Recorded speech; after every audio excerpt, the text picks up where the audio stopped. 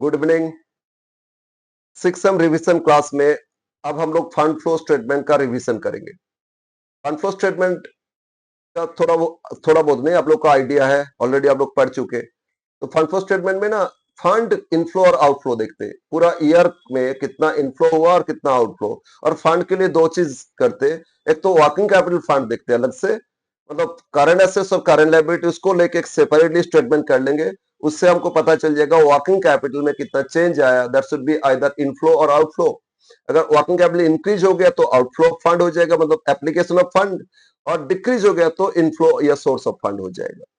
फिर current assets liability छोड़ दो, रिमेनिंग एसेट्स लायबिलिटी वो सब अकाउंट हम लोग करेंगे, उससे पता करेंगे कितना इनफ्लो है तो इनफ्लो में लिख देंगे, आउटफ्लो है तो आउटफ्लो में लिख देंगे, तो फंड फ्लो स्टेटमेंट मैच कर जाएगा। ठीक है, यस।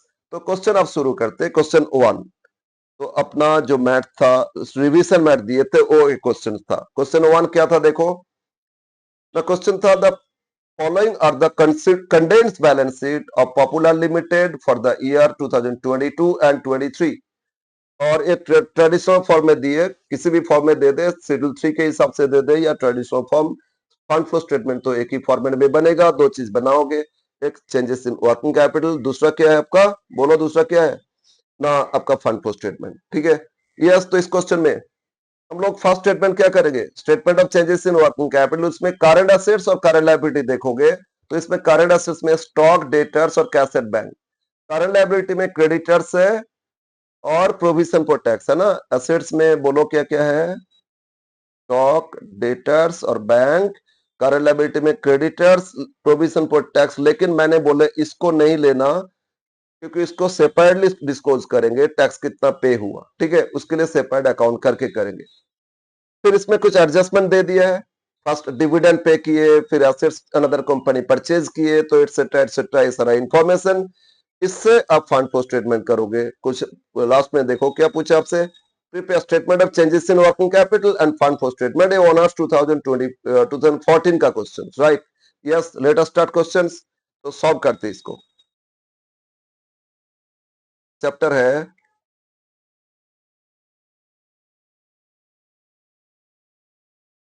चैप्टर है 3। क्या हो रहा है शुरू में ही सब।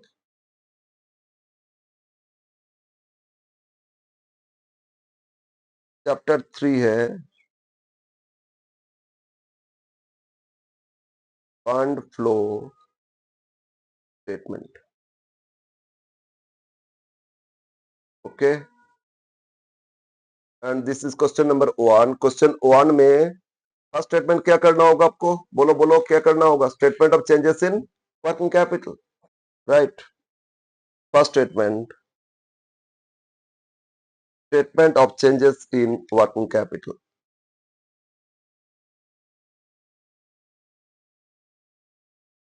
Statement of changes in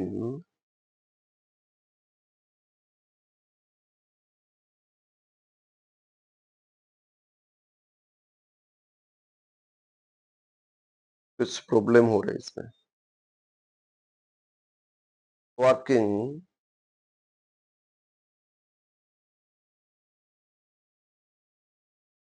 capital of, इस इशू है आ रहा है, क्या इशू पता नहीं। ऑफ कौन सा कंपनी, पॉपुलर लिमिटेड,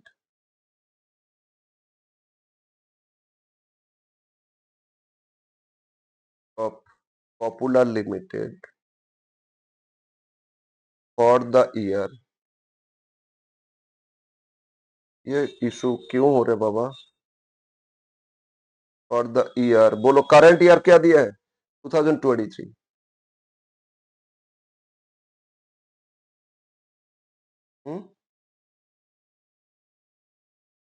2023।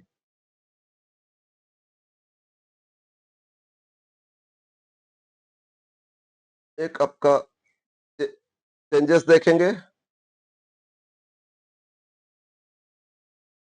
ना, ये क्यों हो रहा है,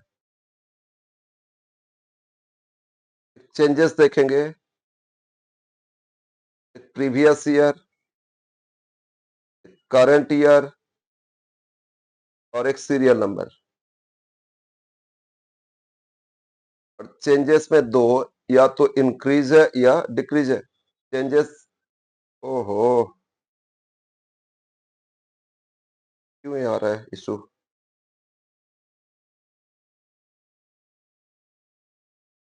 changes in working capital, increase, और इसमें कुछ और इशू है, प्रॉब्लम, डिक्रीज।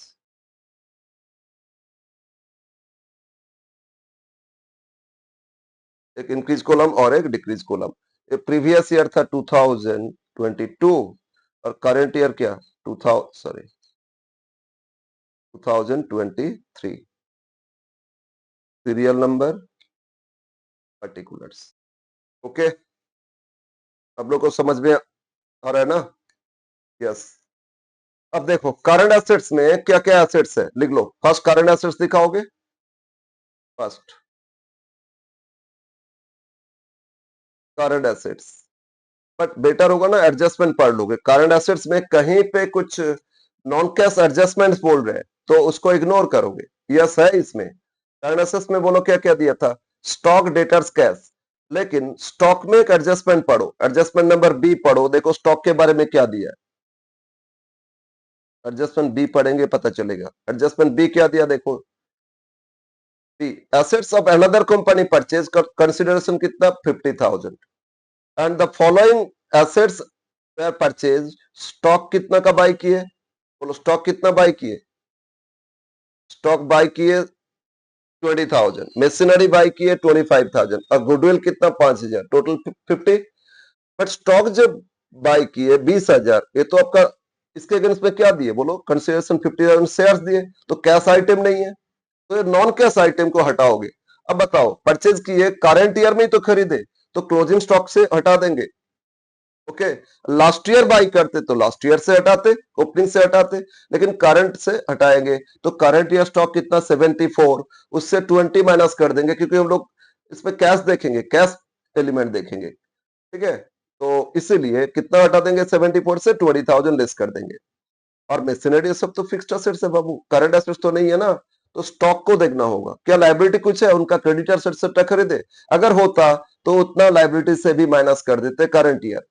ठीक है, कुछ करंट एसेट्स एलिमेंट बाई होता, और current assets current liability element by होता, तो करंट एसेट्स करंट लाइबिलिटी से उतना माइनस करके ही लिखते। ठीक है, ओके। तो अब हम लोग स्टॉक लिखते हैं, ओपनिंग तो एज इट इज लिख दो, क्लोजिंग से लेस करके लिखोगे। ठीक है, यस। अब आ जाते हैं उसमें आ गया।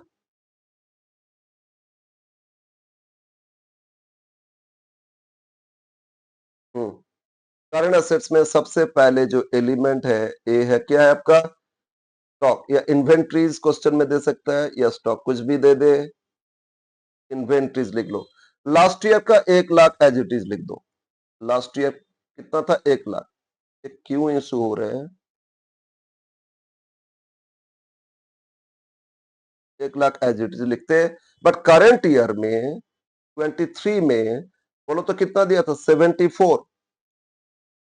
अब इसमें बोलो कैश एलिमेंट्स, स्टॉक सॉरी खरीदे थे अदर देन कैश 20,000, तो इसको माइनस कर देते। तो 74 से 20 लेस करोगे तो कितना आएगा, 54,000।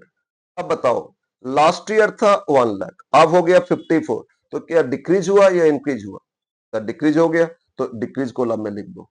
एक्चुअली करंट एसेट्स डिक्रीज का मतलब वर्किंग कैपिटल भी डिक्रीज होता है, इसलिए यह चेंज वर्किंग कैपिटल का देखते हैं, तो ये भी डिक्रीज है। कितना से डिक्रीज हो रहे हैं, माइनस करो 46,000, डिक्रीज कॉलम में लिख दो, कितना डिक्रीज हो गया, 46,000।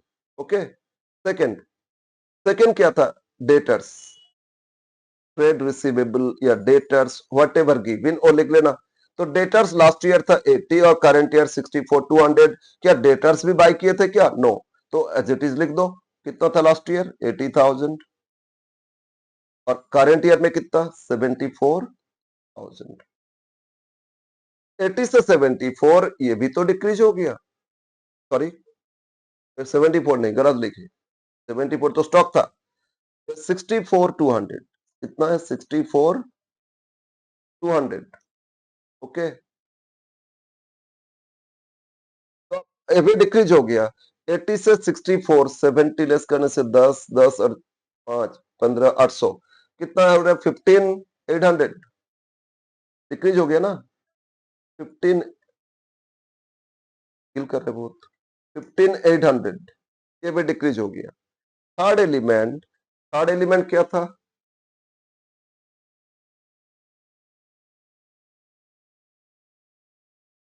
थर्ड एलिमेंट बोलो क्या था? कैश, कैश एंड बैंक, ठीक है। अब cash and bank last year कितना दिया था? 500, ठीक है। लास्ट ईयर कितना था? 500, यस। और करंट ईयर में कितना हो गया? 8,600, 8,600 तो इसमें बढ़ गया, इंक्रीज हो गया। कितना से इंक्रीज हो रहा है? 8,100, 8,100। एक मिनट थोड़ा,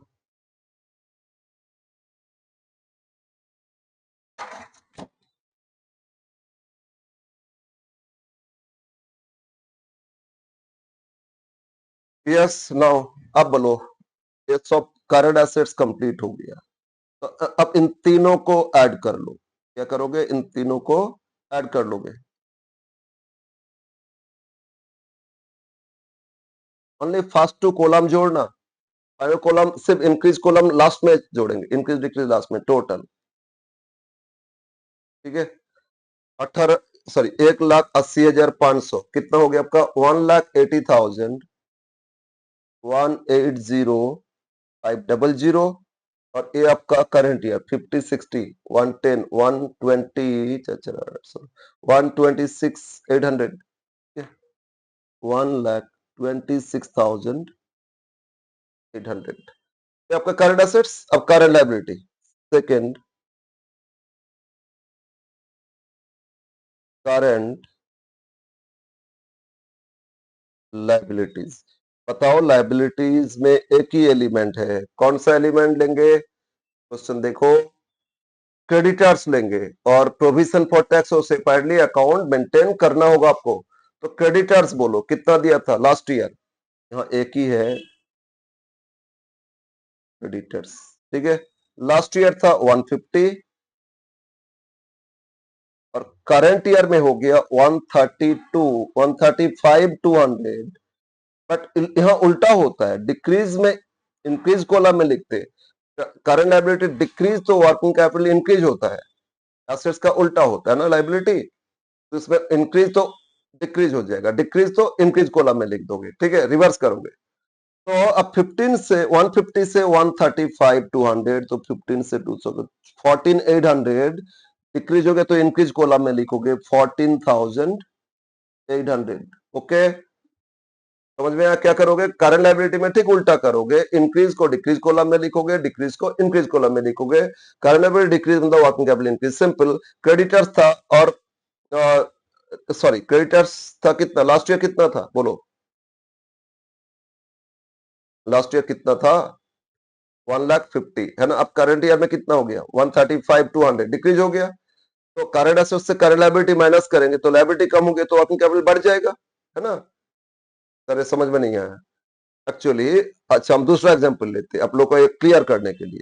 मान लो मेरा करंट एसेट्स फिक्स था, लास्ट ईयर था 20,000, इस साल भी 20,000। करंट लायबिलिटी तो चेंज है नहीं ना, वर्किंग कैपिटल में चेंज नहीं है। करंट लायबिलिटी लास्ट ईयर था कितना? 10, इस साल हो गया 8। तो बोलो करंट लायबिलिटी डिक्रीज हो गया तो वर्किंग कैपिटल क्या होगा? 10 और इसमें 12। और वर्किंग कैपिटल तो current assets minus current liability. अब बताओ करंट एसेट्स में कोई चेंज नहीं था, करंट लायबिलिटी डिक्रीज हो गया तो मेरा वर्किंग कैपिटल 10 से 12 हो गया ना वर्किंग कैपिटल। तो वर्किंग कैपिटल मेरा तो इंक्रीज हो गया। तो क्यों इंक्रीज हुआ? जो करंट लायबिलिटी 2 लाख से डिक्रीज हुआ था उसके कारण वर्किंग कैपिटल मेरा इंक्रीज हो गया। तो ये जो चेंज है ना वर्किंग कैपिटल का चेंज देखते हैं। तो दैट इज व्हाई हम लोग करंट एसेट्स में इंक्रीज वर्किंग कैपिटल इंक्रीज होता है, बट करंट लायबिलिटी में उल्टा होता है। तो रिवर्स करेंगे, वर्किंग कैपिटल में रिवर्स इंपैक्ट होता है, ठीक है। तो इसमें डिक्रीज हो गया मतलब वर्किंग कैपिटल अल्टीमेटली इंक्रीज हो गया। समझ में आया? और इसमें तो एक ही एलिमेंट है तो टोटल भी इतना ही है, टोटल भी इतना ही है। कितना? 150 और 135, 200। तो अल्टीमेट आपको मिल गया वर्किंग कैपिटल। तो बताओ वर्किंग कैपिटल कितना है? वर्किंग कैपिटल इज 1 माइनस 2, तो 180 500 माइनस 150, तो 30,500, और ये आपका 126,800 माइनस 135, एक मिनट कैलकुलेटर ले। हाँ, कितना 126, अरे तो नेगेटिव आ रहा है, 126,800 से माइनस करेंगे कितना 135,200, तो ये नेगेटिव आ गया 8,400। ठीक है, 8,400 उल्टा नेगेटिव आ गया, है ना। अब यहां भी जोड़ लेते, अब टोटल इंक्रीज और डिक्रीज को भी जोड़ लो, 14 प्लस 8 22,900, टोटल इंक्रीज कितना आ रहा है 22,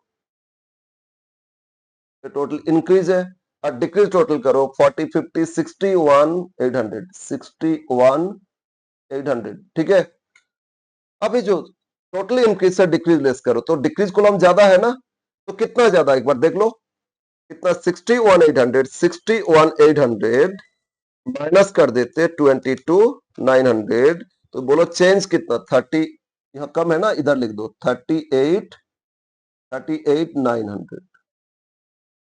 तो ये आपका बोलो इंक्रीज कॉलम तो कम है ना, तो कितना कम है 38,900, तो ये डिफरेंस जहां कम है उसमें लिख दिए, और इंक्रीज है ना, तो इस कॉलम में लिखोगे 38,900, या इसमें चेंज देखो 30,500 हो गया 8,400, तो चेंज क्या होगा, इससे इसको लेस करोगे, है ना, वर्किंग कैपिटल चेंज किया, करंट से लेस करोगे, तो दिस माइनस, तो माइनस माइनस तो ऐड होते जाएगा, दोनों को जोड़ो, 30,500 और 8,400 कितना होता है 38,900, तो इसमें पॉजिटिव ये लिख लेना।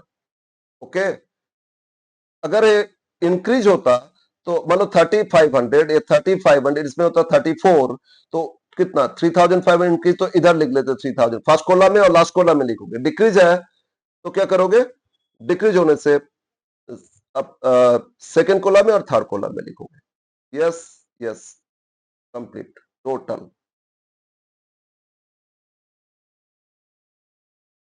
टोटल, तो ये 30,500, और ये नेगेटिव था यार, इसको जोड़ लोगे, इन सॉरी फोर्थ लिखना ही भूल गए, ये हो गया क्या, बोलो decrease in working capital, working capital decrease होगी ना, इंक्रीज कॉलम ज्यादा डिक्रीज ज्यादा, तो डिक्रीज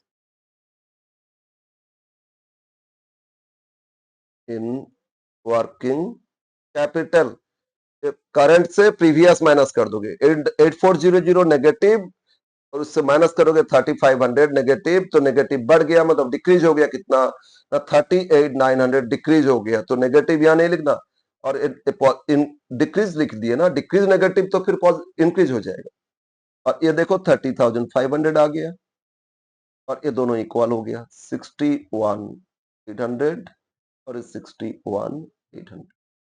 ओके, तो फर्स्ट वर्किंग कैपिटल चेंजेस मिल गया हम लोग को, और इससे पता कर लिए वर्किंग कैपिटल में डिक्रीज कितना या इंक्रीज कितना। ठीक है, इवन एग्जाम में टाइम नहीं है, मतलब लास्ट में कर रहे हो, और उसमें इंक्रीज डिक्रीज कॉलम अवॉइड कर दो, सिर्फ current assets total, current liability total minus करोगे वर्किंग कैपिटल। अब ये जो वर्किंग कैपिटल आया, इससे चेंज देख लोगे, तो चेंज मिल जाएगा आपको, इंक्रीज या डिक्रीज, इंक्रीज लिख लेना, डिक्रीज तो डिक्रीज लिख लेना, बस वही डिक्रीज और इंक्रीज ही चाहिए हमको। लेकिन सीयू में ना अगर टोटल प्रॉपर फॉर्म नहीं करोगे तो आपको हो सकता है मार्क्स काटेगा।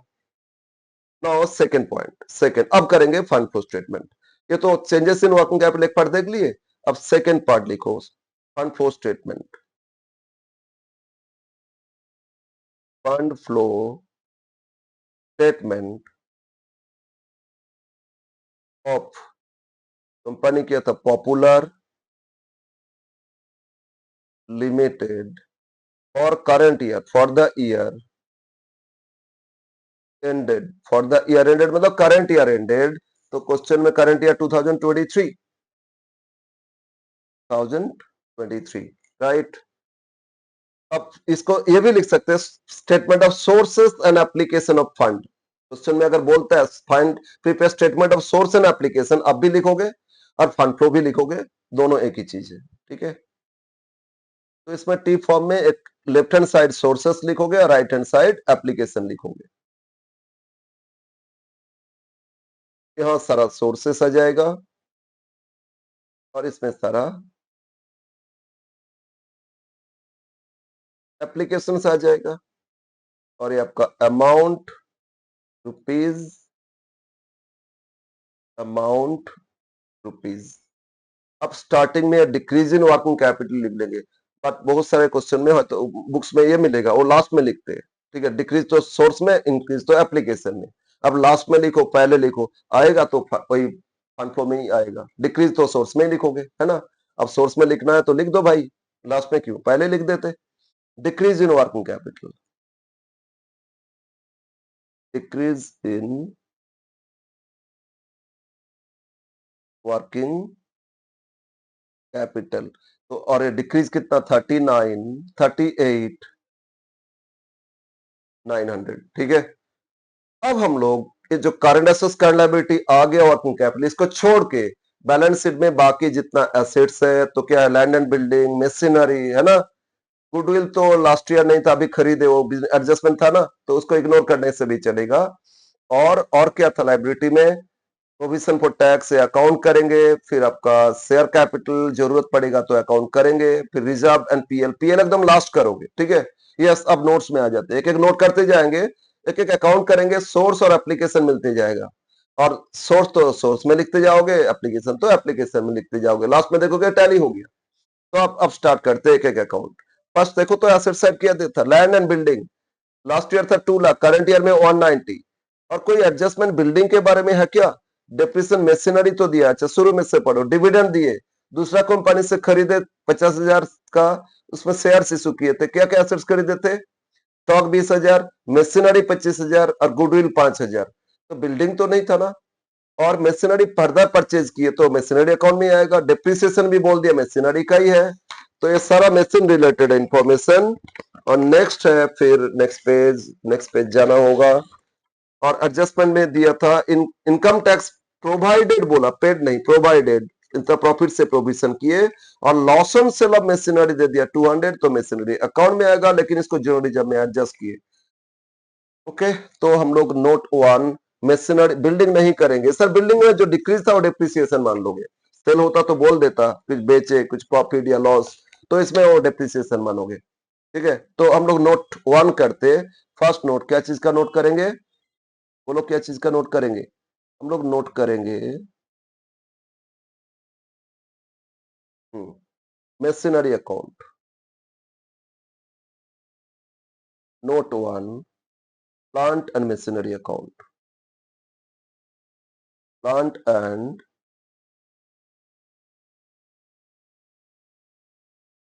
Machinery account.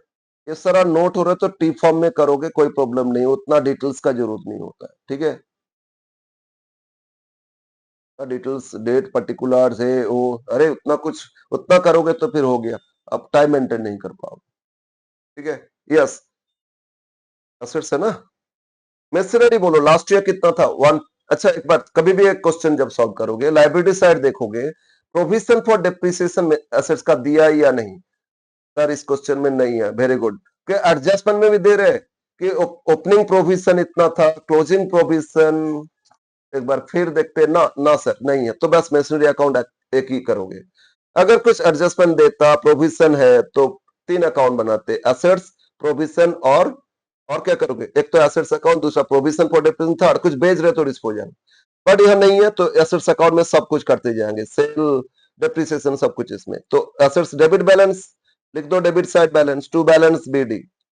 बताओ, मशीनरी ओपनिंग कितना दिया, 1 लाख, है ना। और क्रेडिट साइड लिख दो, by balance CD. Machinery closing, closing कितना दिया, मशीनरी क्लोजिंग है 1,61,000 था, 169।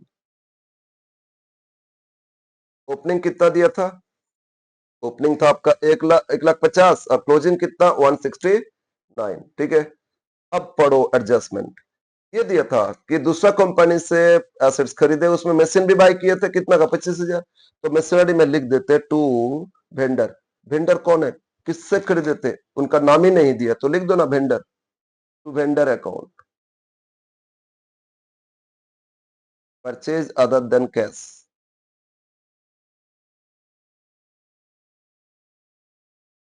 अदर देन कैश क्यों सर? ये तो बोल दिया था ना, शेयर इशू किए थे। कितना का बाय किए थे? पढ़ो एडजस्टमेंट 25,000। ठीक है, अगेन आगे फिर पढ़ो सी। दूसरा मशीनरी फर्दर परचेज किया 8,000, तो एक और परचेज, तो ये तो कैश परचेज मानोगे टू बैंक अकाउंट। और दूसरा मशीनरी परचेज किए कैश परचेज। बताओ कितना का बाय किए? 8,000। तो एक कुछ शेयर्स देके खरीदे और कुछ कैश देके खरीदे, तो दोनों खरीदे तो assets to vendor, assets to bank. अब फिर मशीनरी में डिप्रिसिएशन चार्ज किए। कितना चार्ज किए? बोल दिया डिप्रिसिएशन रिटर्न ऑफ 12,000, तो bye depreciation.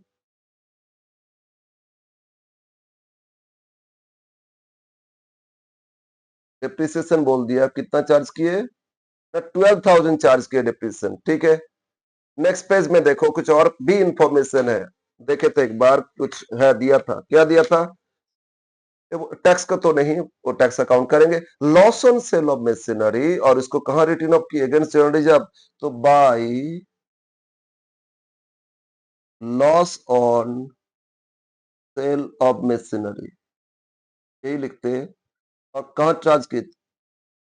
Charge to general reserve.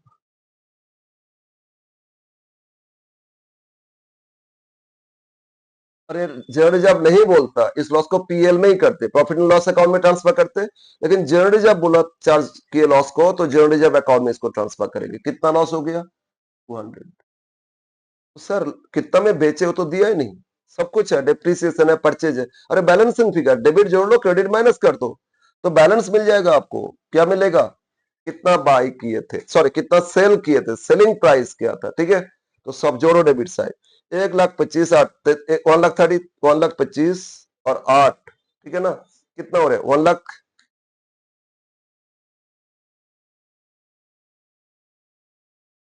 Machinery, एक मिनट, मशीनरी ओपनिंग का कुछ गड़बड़ लिखे। हाँ हाँ, अरे 150 था ना, 150 था। मोहल्ला को नेक्स्ट स्टॉक वैल्यू लिख लिए थे। खैर, मशीनरी कितना था? 150, क्योंकि डेबिट ज्यादा आ ही नहीं रहे, क्रेडिट ज्यादा, तो फिर सेल कैसे आएगा? परचेज तो दे दिया था। Yes yes yes, 150। मशीनरी कितना था? 150 और 169। अब ऐड करो, 150 25 175 प्लस 183, टोटल कितना हो रहा है? 1,83,000। अब 183 से ये सारा क्रेडिट माइनस कर दो। 1,83 से 1,83,000 से माइनस कर देते कितना? 12,200 और 1,69,000। अच्छा पहले 12,200 लेस करते, 12,200 और माइनस कितना? 1,69,000, 169,000। तो सेल आ रहा था कितना? 1,800। बैलेंसिंग फिगर, कुछ सेल मिसिंग था ना, तो सेल मिल जाएगा बाय बैंक।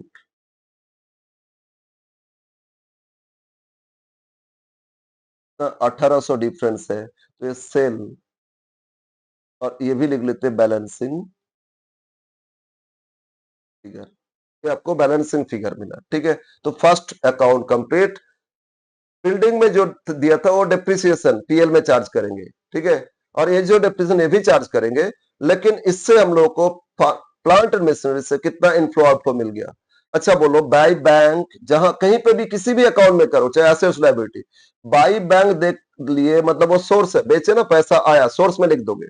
और टू बैंक तो एप्लीकेशन, और बैंक नहीं है तो सोर्स एप्लीकेशन कहीं पे नहीं। ठीक है, तो to bank application, by bank source, तो सोर्स में लिख दो सेल ऑफ मशीनरी 1,800, और एप्लीकेशन में लिख दो purchase, cash purchase of machinery 8,000। ठीक है, समझ में आया? तो यहां आप लिख दो, क्या करेंगे? इसी पेन में लिख लेते, sale of plant and machinery. कितना सेल किए बोलो, कितना सेल किए? 1,800 आया था ना, लिख देते नोट वन। और यहां लिख देते purchase of, obviously cash purchase mention कर देना, क्रेडिट परचेज शेयर्स में खरीदे तो कैश तो नहीं था ना, वो आपको नहीं लिखोगे। कैश परचेज,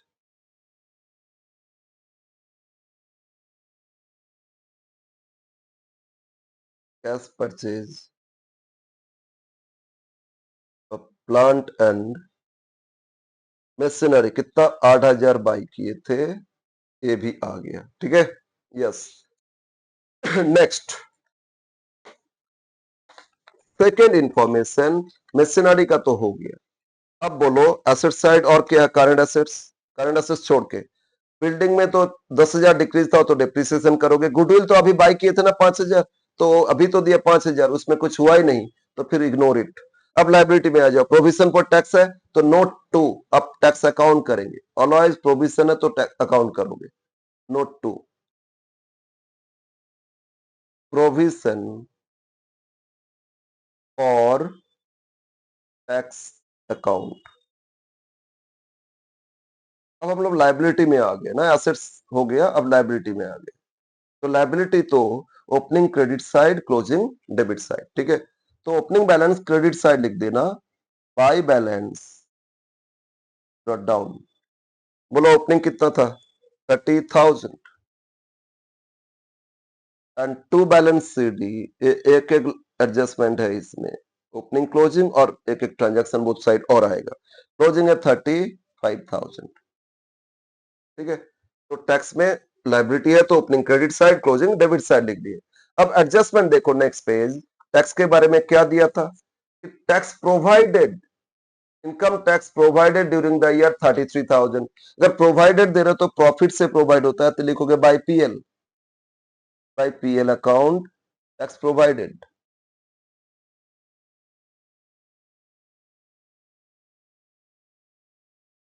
कितना प्रोवाइड किए, कितना प्रोवाइड किए ना, 33,000, 33,000। तो अब बैलेंसिंग फिगर पेड कितना मिल जाएगा to bank,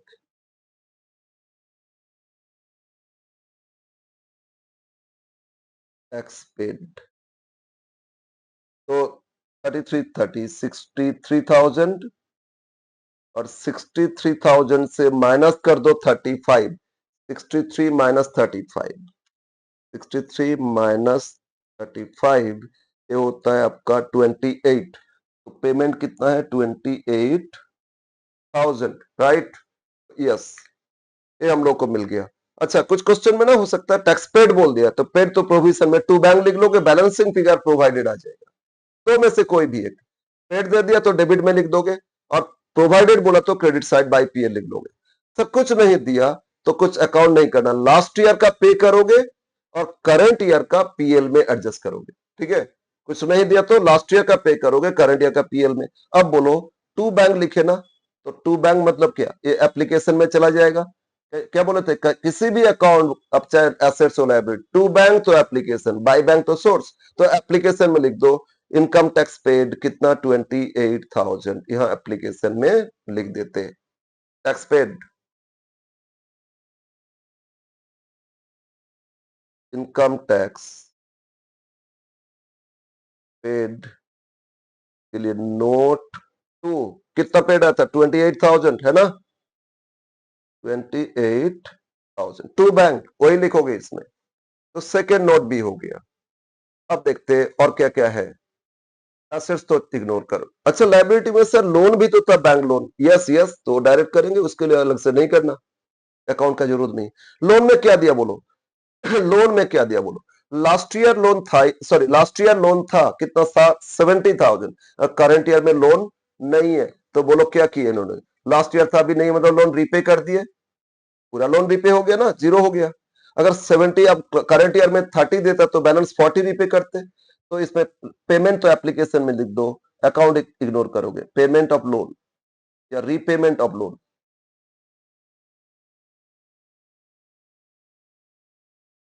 repayment of bank loan, पूरा टोटली डिक्रीज 70, टोटल 70 एप्लीकेशन में लिख दो। ठीक है, यस। और सर पीएल है वो लास्ट अकाउंट करेंगे, जनरल रिजर्व भी करेंगे क्योंकि जनरल रिजर्व में ट्रांसफर किए थे ना लॉस, और आ जाते हैं शेयर कैपिटल, इसमें भी करना होगा या नहीं। अच्छा, कैपिटल बोलो, लास्ट ईयर 2 लाख दिया था और करंट ईयर में कितना, 2,50,000, इंक्रीज तो हो गया ना 50। ये कैश इशू है, अगर इशू इंक्रीज मतलब इशू है श्योर, लेकिन कैश इशू होगा तभी आप रिकॉर्ड करोगे सोर्स में, cash issue of equity share. और अगर other than cash issue, bonus issue या किसी से एसेट्स खरीदे उसको इशू किए तो कैश आया नहीं, उसको नहीं करोगे। ठीक है, तो इसमें बोला था ना एडजस्टमेंट डी, अनदर कंपनी से परचेज किए थे, कंसिडरेशन कितना था 50,000 पेड इन शेयर्स, तो 50,000 का तो शेयर्स इशू किए थे। और क्यों इशू किए थे, उनसे स्टॉक मशीनरी ये सब बाई किए थे, तो कैश परचेज है नहीं। जब कैश नहीं है 50 तो इशू था, और देखो कैपिटल में भी इंक्रीज कितना 2 लाख से 250, 50,000, मतलब आधा अदर देन कैश इशू है, कैश इशू है नहीं, तो इशू ऑफ शेयर का एंट्री नहीं करना फंड फ्लो में, और इसका अकाउंट भी नहीं करना। अगर उससे भी ज्यादा 50 से भी ज्यादा इंक्रीज होता तो कैश इशू होता, वो सोर्स में लिखते, अकाउंट भी करते, बट यह इग्नोर कर दो। बट फाइनली हम लोग दो अकाउंट और करेंगे, एक तो जनरल रिजर्व करेंगे और लास्ट में प्रॉफिट एंड लॉस, उससे पता करेंगे fund flow operation. Note 3,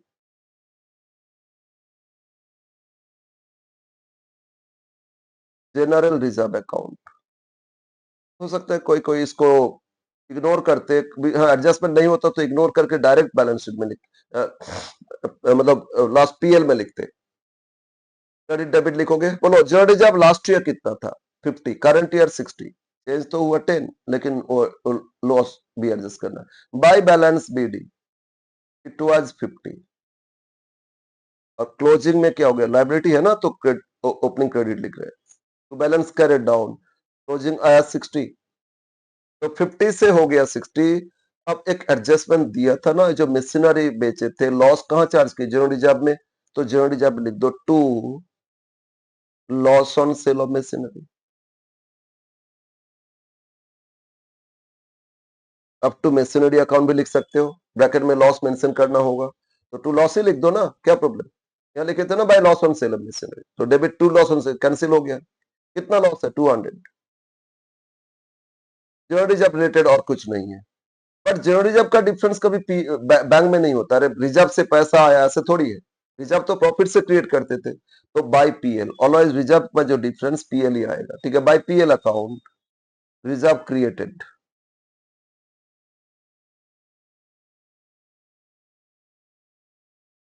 reserve created 60,200, 60,200 से लेस कर दो, तो 10,200 न्यू रिजर्व प्रॉफिट से क्रिएट किए। तो सर ये जरूरी है, यस, अगर एडजस्टमेंट नहीं देता तो डिफरेंस से देखते हो पीएल में चार्ज कर देते। ठीक है, now last account, last note करेंगे, इससे ऑपरेटिंग प्रॉफिट या फंड फ्रॉम ऑपरेशन मिल जाएगा। Note 4, profit and loss adjustment account. Sir adjustment क्यों बोलते हैं, हम लोग कोई fixed assets, current assets, operating expenses losses नहीं लिखेंगे, सैलरी, वेजेस, रेंट, अरे ये सब ऑपरेटिंग एक्सपेंसेस है, परचेज, सेल, वो सब नहीं लिखना, इसीलिए एडजस्टेड पीएल, प्रॉफिट को एडजस्ट कर रहे हैं। ठीक है, प्रॉफिट तो फाइंड हो चुका था, पीएल दे रहे हैं ना बैलेंस शीट में, तो उसको एडजस्ट कर रहे हैं, ताकि मेरा ऑपरेटिंग प्रॉफिट कितना वो देखेंगे। ओके, यस, देखो profit and loss last year कितना, by balance BD, credit debit लिख लेना, by balance brought down, opening profit है 30,500, और क्लोजिंग प्रॉफिट है, इसमें सबसे ज्यादा स्पेस लगेगा, जितना भी लेजर कर रहे हो उसमें से यही अकाउंट सबसे थोड़ा स्पेसियस, 30,600। अब हम लोग क्या क्या एडजस्ट करेंगे, ये जो एसेट्स अकाउंट बनाए थे उसका कुछ एडजस्टमेंट है तो वो आएगा। ठीक है, तो यस, अब देखते हैं, मेसिनरी अकाउंट किए थे ना, देखो डेप्रिसिएशन है, मेसिनरी किए थे, बाय डेप्रिसिएशन है ना, तो डेप्रिसिएशन पीएल में आता है, तो वही एडजस्ट करो, ये नॉन कैश है, डेप्रिसिएशन के लिए कैश थोड़ी देता है, तो पी एडजस्ट करोगे टू डेप्रिसिएशन ऑन मशीनरी। कितना चार्ज किए थे बोलो, मशीनरी अकाउंट देखो 12,000, डेप्रिसिएशन मशीनरी कितना है 12,000। ठीक है, अगर ये लॉस, जो loss on sale of machinery था, इसको भी जनरल रिजर्व नहीं करता तो पीएल में ही चार्ज करते, वो भी पीएल में लिख लेते, to loss on sale of machinery, लेकिन यह जनरल रिजर्व इसलिए नहीं। बट ये देखो प्रोविजन फॉर टैक्स कितना बाय पीएल, तो पीएल में फिर लिख दो, ये जो अकाउंट सारा बना रहे हो उसका एडजस्ट करो टू प्रोविजन फॉर टैक्सेशन, तो पीएल में कितना पेड नहीं, पीएल में बोलो 33 लिखे ना, टैक्स प्रोवाइडेड, वही आप इसमें लिखोगे, कितना 30, 3000 टैक्स प्रोवाइडेड कितना दिया 33 यस। फिर जनरल रिजर्व में देखो, जनरल रिजर्व में बाय पीएल, तो पीएल में लिख दो टू जनरल रिजर्व, वही सारा एडजस्टमेंट आएगा, normal salary paid, rent paid वो सब नहीं, टू जनरल रिजर्व। कितना रिजर्व है 10,200। क्यों सर? ये सारा ना नॉन कैश है, टैक्स के लिए प्रोविजन किए, किसी को पे थोड़ी किए, तो पेड जो होगा वो तो पेमेंट एप्लीकेशन में, ये कितना प्रोविजन किया, प्रॉफिट से प्रोविजन किया जाता है, ठीक है ना। जनरल रिजर्व, रिजर्व में ट्रांसफर की, किसी को पे थोड़ी किए, तो ये नॉन कैश है। और डिप्रिसिएशन, ठीक है ना, किसी को थोड़ी दी है, तो नॉन कैश या नॉन ऑपरेटिंग। इंटरेस्ट पे किए, इंटरेस्ट तो फाइनेंस कॉस्ट है, वो ये सब non cash, non operating expenses कुछ है वो एडजस्ट करोगे। पीएल में लॉस है तो डेबिट, इनकम है तो क्रेडिट करोगे। बोलो बोलो, समझ में आया? अब आ जाते हैं कुछ एडजस्टमेंट, एकदम फास्ट एडजस्टमेंट छोड़े थे। और डिप्रिसिएशन बिल्डिंग का भी था तो लिखे ही नहीं थे, तो टू देखो, टू डिप्रिसिएशन ऑन बिल्डिंग पहले लिख देना चाहिए था, डिप्रिसिएशन लिखे थे ना मशीनरी, उसके बाद बिल्डिंग। देखो हम लोग अकाउंट नहीं किए थे क्योंकि बिल्डिंग का कोई इंफॉर्मेशन नहीं था एडिशनल। लास्ट ईयर था 2 लाख, अभी 190, तो 10,000 डिक्रीज हो गया ना, वही 10,000 क्या डिप्रिसिएशन है, ये तो हो गया। हाँ सर। फिर अब आ जाते हैं, जो लोन था उसमें इंटरेस्ट रेट कुछ दिया, कितना इंटरेस्ट पे किए, नहीं, पेमेंट होता तो वो भी एक्सपेंसेस, फाइनेंस कॉस्ट डेबिट में चार्ज करते नहीं है। सर गुडविल रिटर्न ऑफ किए, गुडविल था ना 5,000 और खरीदे भी थे 5,000, तो कुछ राइट ऑफ नहीं किए, छोड़ दो। और क्या बचा, और कुछ बचा है? और कुछ बचा नहीं। Dividend, yes yes sir, sir just dividend pay किए, तो प्रॉफिट से डिविडेंड दिए, तो फाइनेंस कॉस्ट है, फाइनेंस कॉस्ट है। डिविडेंड क्या फाइनेंसिंग एक्टिविटी होता है ना, तो डिविडेंड पेड देखिए, तो प्रॉफिट डिक्रीज होगा ना, डेबिट। कितना डिविडेंड पे किए थे 23,000।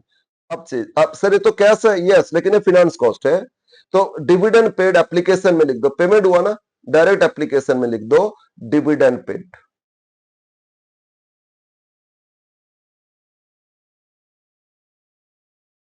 बताओ कितना पे किए 23,000, तो एप्लीकेशन लिख लिए। अब हम लोग पीएल अकाउंट को क्लोज करेंगे, पीएल क्लोज करेंगे तो हम लोग को मिल जाएगा कितना प्रॉफिट आया, ठीक है। तो जो प्रॉफिट मिलेगा वो हो गया आपका फंड फ्रॉम ऑपरेशन। अब बाय ट्रेडिंग प्रॉफिट लिखो या बाय फंड फ्रॉम ऑपरेशन लिखो, कोई प्रॉब्लम नहीं। ये बैलेंसिंग फिगर क्या होगा, बैलेंसिंग फिगर आपको मिल जाएगा, fund from operation balancing figure. Yes, अब तो हम लोग जोड़ लेते हैं, सारा डेबिट जोड़ो और क्रेडिट माइनस करो। डेबिट कितना हो रहा है बोलो, 12,000, फिर कितना 3310, 43,200, 43,200, फिर कितना है, अच्छा फिर 1023, 33,000, 33,000 प्लस 30,600, सबको जोड़ने से हो रहे 1,18,800, 1,18,800, 1,18,800, और इससे लेस कर देना, माइनस कर दो, कितना 30,500। यस, ये आपका 88,000, हो 88,300 ये मिला फंड फ्रॉम ऑपरेशन, ठीक है। तो फंड फ्रॉम ऑपरेशन मतलब ऑपरेटिंग एक्टिविटी से इतना फंड आया, बेचे खरीदे, इससे जो नेट प्रॉफिट है ना, ऑपरेटिंग प्रॉफिट, वो आपका इनफ्लो है। ये फंड फ्रॉम ऑपरेशन कितना है आपका, इधर उधर हो गया, खैर। तो 88,300 आप लिख दो, इसको सोर्स में लिख दोगे फंड फ्रॉम ऑपरेशन। और ट्रेडिंग लॉस होता है तो एप्लीकेशन, सोर्स में लिख दो फंड फ्रॉम ऑपरेशन।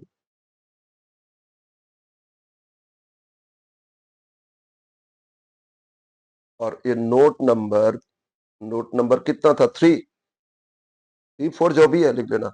कितना आया था हम लोग का 88,300, हो गया कंप्लीट, ठीक है। अब बैलेंस करो, सोर्स और एप्लीकेशन दोनों तरफ इक्वल आ जाना चाहिए।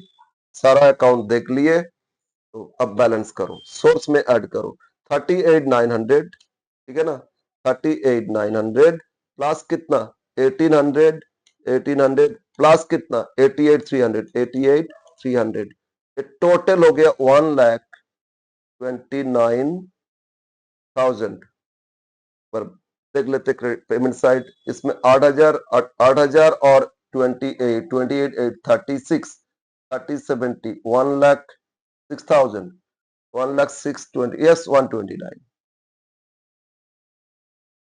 1,29,000। तो कंप्लीट है क्वेश्चन।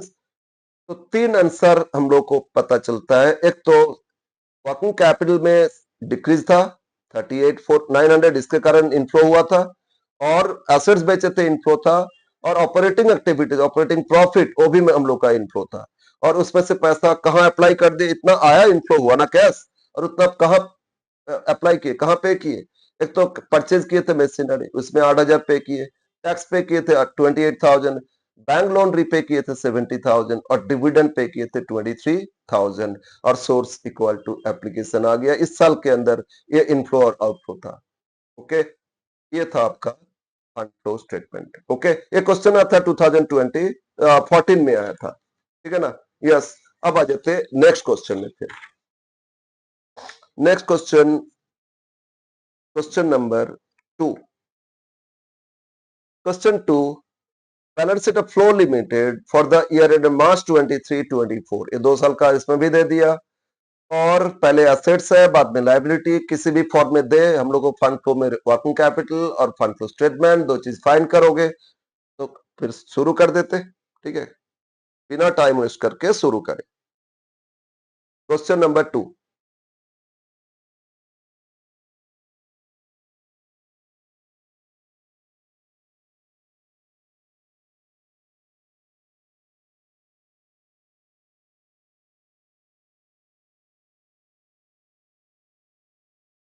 तो करंट एसेट्स करंट लायबिलिटी देखो, पहले एसेट्स है ना, करंट एसेट्स में बोलो, देखो पीपी में लैंड है, और फिर आपका अदर फिक्स्ड एसेट्स है, फिर इन्वेस्टमेंट है, ये सब non current assets. Inventory stock, फिर इन ट्रेड रिसीवेबल, डेटर्स और कैश एंड इक्विवेलेंट, ये 3 हो गए करंट एसेट्स। और करंट लायबिलिटी में है, करंट लायबिलिटी में है ट्रेड पेबल, और है प्रोविजन फॉर टैक्स, प्रोविजन तो एक्सक्लूड करते, उसको सेपरेटली बनाते, डिबेंचर तो नॉन करंट है। यस यस, बस सही है। तो statement of working capital, statement of changes in working capital, ठीक है। यस, तो स्टार्ट कर दो, लिखो statement of changes in working capital.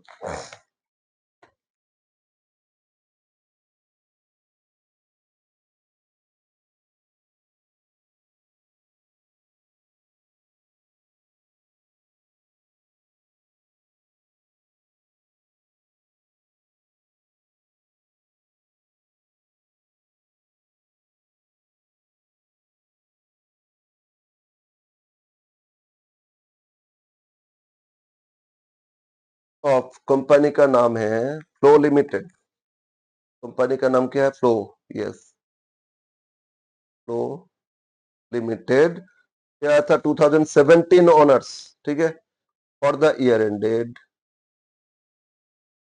For the year ended, current year ended 31st March 24, 31st March 2024। ये क्वेश्चन, इसमें हम वही चेंजेस दिखाएंगे, इसके बाद वर्किंग कैपिटल में सिर्फ करंट प्रीवियस ईयर लिखेंगे, ठीक है, एग्जाम में लेकिन दिखाना, लास्ट में कर रहे हो, टाइम का प्रॉब्लम है तो फिर शॉर्ट में कर लेना।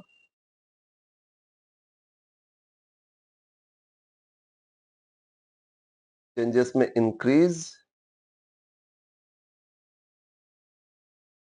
चेंजेस इन वर्किंग कैपिटल, ये इंक्रीज और ये आपका डिक्रीज, एग्जाम में सिंबल नहीं देना, इंक्रीज और डिक्रीज लिखना।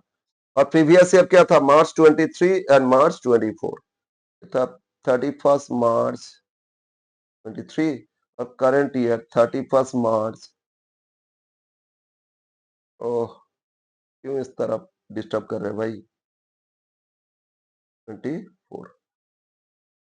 ओके, यस यस, अब आ जाते हैं क्वेश्चन। देखो करंट एसेट्स में serial number particulars, current assets में, करंट एसेट्स में क्या क्या एसेट्स दिया है, करंट एसेट्स में एसेट्स है इन्वेंट्रीज, ट्रेड रिसीवेबल, और इन्वेंट्रीज, ट्रेड रिसीवेबल, और क्या है, cash and cash equivalent. But question शुरू करने से पहले ऑलवेज ये देख लोगे करंट करंट लायबिलिटी रिलेटेड कुछ इंफॉर्मेशन है या नहीं है सर। क्या दिया है बोलो। एक दिया था इन्वेस्टमेंट एडजस्टमेंट नंबर एक दो। एक था इंटरिम डिविडेंड और प्रेफरेंस डिविडेंड। सेकंड था डिवेंचर रिडम्पशन की प्रीमियम में। और थर्ड था डिवेंचर इंटरेस्ट भी इसमें पे किए। थर्ड दिया है कंपनी बेचे fixed assets written down value 35 लेकिन बेचे 20 लॉस में बेचे। और फिक्स्ड एसेट्स खरीदे दूसरा कंपनी का एक्वायर किए उसमें 8,000 शेयर दिए और 25% प्रीमियम में बाकी बैलेंस प्रेफरेंस शेयर इश्यू किए एट पार। बच्चा अच्छा क्वेश्चन एसेट्स खरीदे शेयर दिए ठीक है। और इसमें क्या क्या फिक्स्ड एसेट्स खरीदे ना करंट एसेट्स तो नहीं। एंड अदर इक्विटी भी इशू किए कैश इशू तो इक्विटी शेयर कैपिटल बनाएंगे इसमें। नेक्स्ट बोला था इंटरेस्ट ऑन इन्वेस्टमेंट रिसिप्ट तो इन्वेस्टमेंट इनकम है। और investment book value 20,000 taken by तो क्रेडिटर्स इन्वेस्टमेंट टेक ओवर किए अगेंस्ट इज ड्यू कितना 20,000। क्रेडिटर्स तो करंट लायबिलिटी तो करंट लायबिलिटी जब करोगे ना उसमें चेंज करेंगे ठीक है। क्रेडिटर्स को कैश थोड़ी दिए उनको क्या दिए इन्वेस्टमेंट दे दिए वो भी तो नॉन कैश है तो क्रेडिटर्स में एडजस्ट करेंगे। क्लियर है ना। यस अब लिखना शुरू करो। तो करंट एसेट्स में तो कोई चेंज नहीं है लिखते जाओ। इन्वेंट्रीज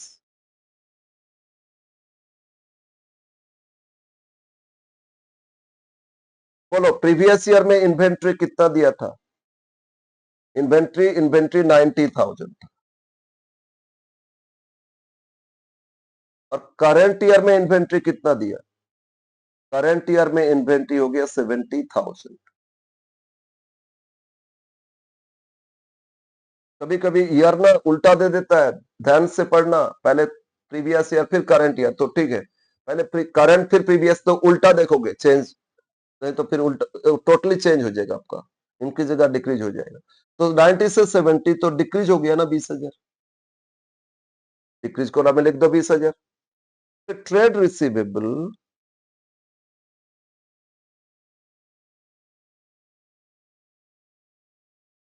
ट्रेड रिसीवेबल इसमें कोई एडजस्टमेंट नहीं था। प्रीवियस ईयर में कितना है 1,40,000।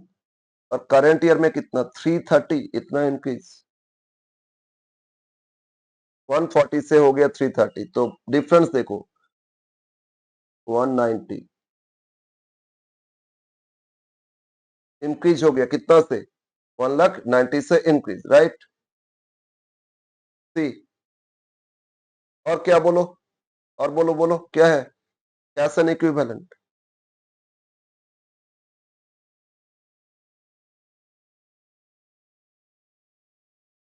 Cash and equivalence cash and bank या कैश एन कैश इक्विवेलेंस 90 और 130 तो प्रीवियस ईयर 90 और करंट हो गया आपका 1,30,000 ओके।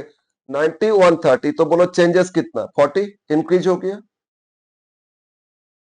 इंक्रीज कॉलम में लिख दो 40। अब जोड़ लो first two column current assets complete हो गया आपका टोटल। नो नो 180 और 140 280 320 टोटल कितना हो रहा है 3,20,000। तो ऐसे ही ऐड हो जाएगा। फिर 330 70 4,00,000 530 ठीक है कितना रहा टोटल 5,30,000। सेकेंड पॉइंट सेकेंड लिखो करंट लायबिलिटी।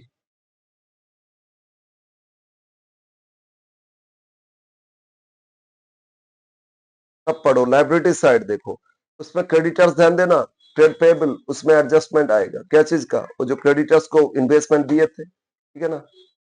तो एक इसमें क्या क्या था बोलो तो लायबिलिटी में देखो एक बार ट्रेड पेबल ही तो था और क्या है। और बाकी सारा तो टैक्स प्रोविजन हो तो अलग से करते तो सिर्फ ट्रेड पेबल और इस साल इन्वेस्टमेंट दे दिए थे तो करंट ईयर का चेंज करेंगे प्रीवियस ईयर का एज इट इज लिख दो। प्रीवियस ईयर ट्रेड पेबल कितना था 90 है ना। और 24 में एक बार देखो कितना दिया था 70 में ऐड कर लेंगे सर ऐड क्यों एक्चुअली पेमेंट किए थे ना क्रेडिटर्स को डिक्रीज कर दिए थे तो अदर देन कैश पे किए थे तो उसको पे करके तो घटा दिया, तो उसको ऐड बैक करोगे, ठीक है ना। अगर इंक्लूड होता तो लेस करते, और इसमें पे किए थे तो माइनस हो गया था ना। क्यों, एक बार पढ़ो। क्रेडिटर्स टेकन कितना अगेंस्ट हिज क्लेम 20,000, 20,000 का इन्वेस्टमेंट ले लिए थे, तो 20,000 पेमेंट हो गया, डिक्रीज हो गया था, तो उसको क्या कर लोगे आप, एड बैक कर लोगे। यहां लिख लेते investment taken,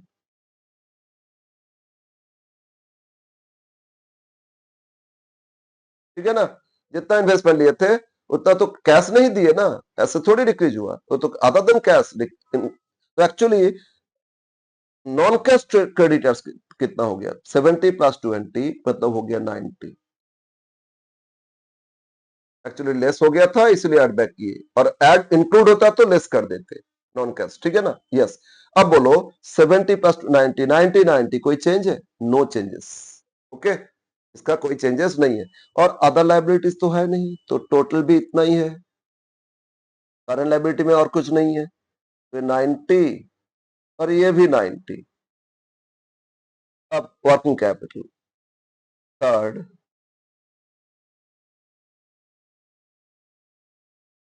working capital is first minus second. 320 minus 90, 320 minus 90 करो तो हो जाता है आपका 2,30,000। कितना रहे, 2,30,000। 530 माइनस 90 तो ये जो 4,40,000, ठीक है ना।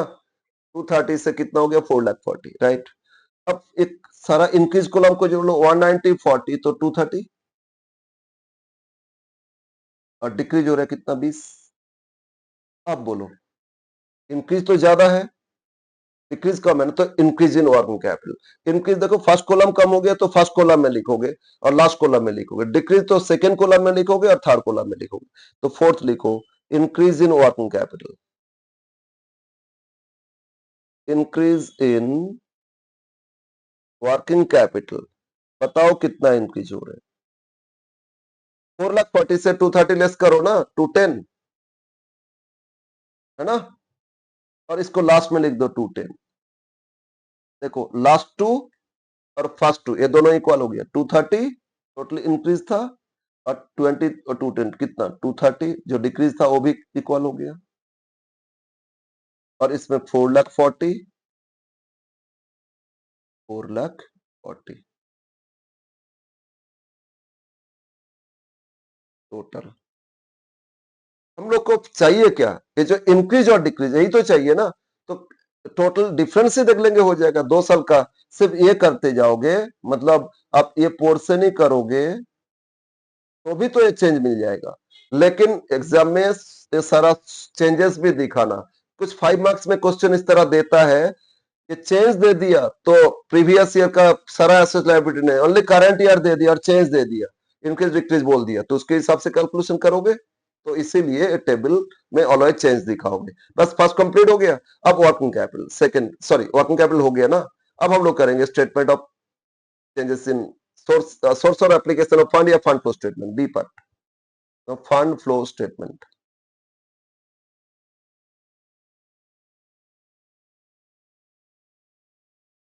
Fund flow statement of company का था फ्लो लिमिटेड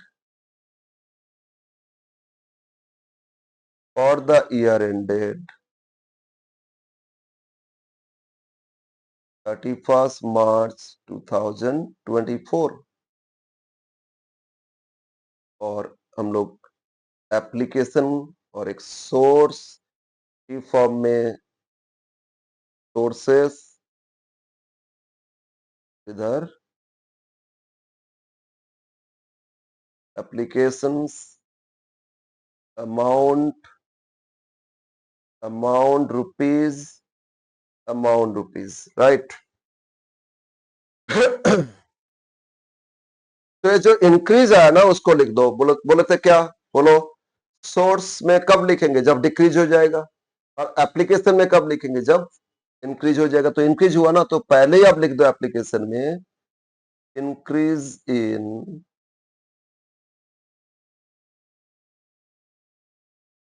वर्किंग कैपिटल।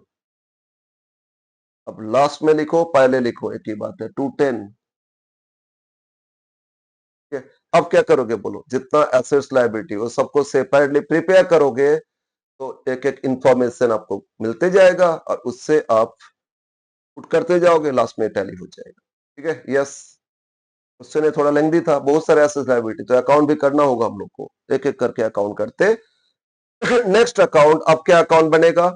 देखो एसेट साइड, अब एसेट्स में शुरू में देखो लैंड लास्ट था 5 लाख, करंट ईयर में कितना 580। तो एक बार क्वेश्चन को देखो, लैंड में 580 से 580 तो बढ़ तो गया, लेकिन लाइबिलिटी साइड पढ़ो, इसमें revaluation reserve of land last year नहीं था, करंट ईयर में 80 दिया, वही 80 जो बढ़ गया था।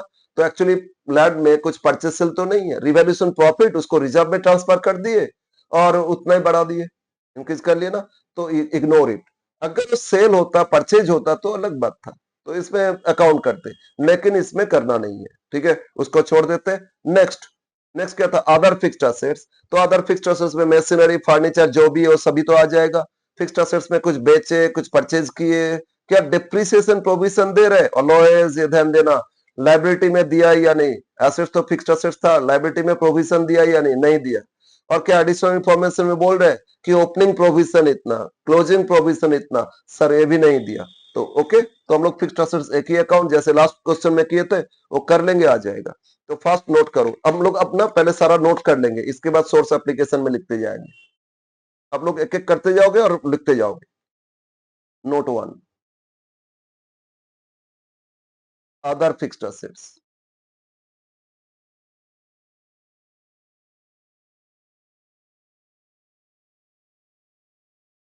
कौन सा नोट बन रहा है? Other fixed assets account. ठीक है,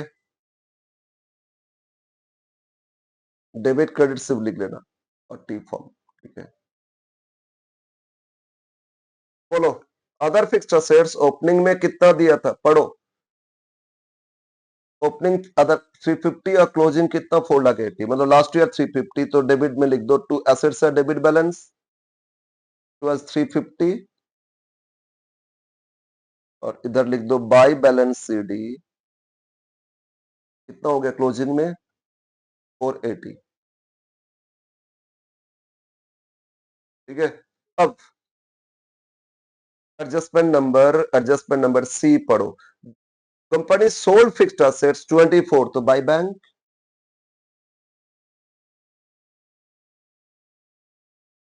नीचे इसके नीचे लिख देना सेल कितना में बेचे, 24 में बेचे। डब्ल्यूडीबी कितना था, डब्ल्यूडीबी बोलो कितना था, 35। 35 को 24 तो 11 लॉस में बेचे। बाय पीएल लिख दो या बाय लॉस ऑन सेल, कुछ भी लिख दो। पीएल तो ब्रैकेट में लिख देना लॉस ऑन सेल। बोलो कितना लॉस, 11 है ना, 35 को 24 में बेचे, अब में बेचते तो प्रॉफिट होता। फिर फिक्स्ड असेट्स खरीदे 2 लाख का, तो टू वेंडर, वेंडर वेंडर से कितना 2 लाख का एसेट्स खरीदे, परचेज किए। ठीक है, और उनको शेयर, तो वेंडर अकाउंट करेंगे, उसमें आ जाएगा। शेयर इशू किए और मार्केट में और कुछ शेयर इशू किए, बस यही तो है। डिप्रिसिएशन कुछ दिया ही नहीं, तो मतलब डिप्रिसिएशन मिसिंग है, तो बैलेंसिंग फिगर आपका फाइंड हो जाएगा। क्या फाइंड हो जाएगा बोलो? डिप्रिसिएशन। डेबिट जोड़ लो, डेबिट कितना है 350 प्लस 2 लाख 550, 550 से माइनस कर दो 480 प्लस 35, तो 480 35 5 लाख 50 से 550 माइनस 480 माइनस 2035 माइनस 35,000, तो बैलेंस भी 35,000 आ रहा है। मतलब आपका डिप्रिसिएशन भी बैलेंसिंग फिगर बाय डिप्रिसिएशन ये मिसिंग था 35,000 मिल गया हम लोग को। सेल बोल दिए, परचेज बोल दिए, तो बैलेंस क्या हो सकता है? Depreciation balancing figure. ठीक है, आप बोलो बाय बैंक, तो सोर्स में लिख दोगे ना, ये वेंडर को शेयर दिए तो एप्लीकेशन में नहीं लिखोगे, और जो डिप्रिसिएशन ओपीएल में आएगा सोर्स में लिख दो। Sale of other fixed assets.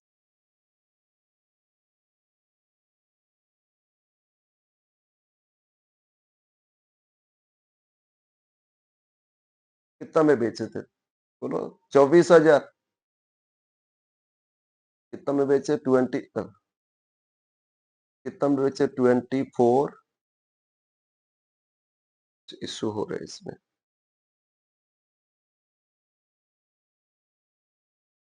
24,000। क्यों प्रॉब्लम हो रहा है?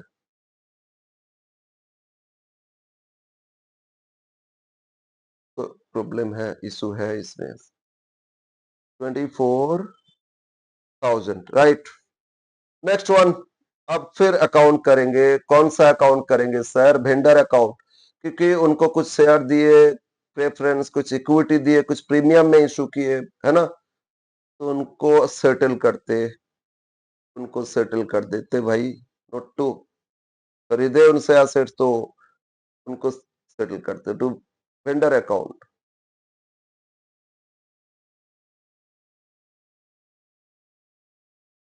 बताओ, उनसे खरीदे थे तो 22 other assets. Assets to vendor, assets में लिखे ना टू वेंडर, तो बाय अदर फिक्स्ड एसेट्स। कितना का बाय किए थे?